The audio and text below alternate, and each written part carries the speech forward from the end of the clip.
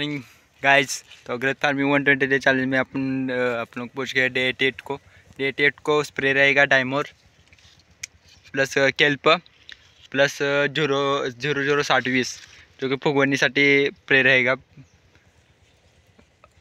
चलो तुम लोग को प्लाट दिखाता है।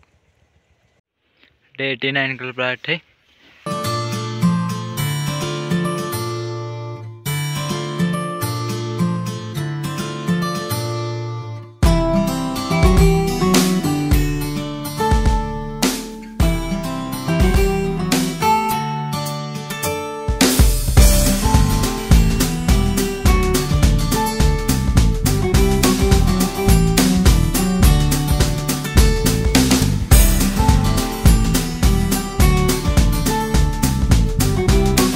डे 88 जादूची बॉटल 1 लिटर, टायमर केल्प 2 ml आणि त्याचबरोबर 60-20 ह्यामध्ये घालून आणलेलं 1.5 ते 2 ग्रॅमने।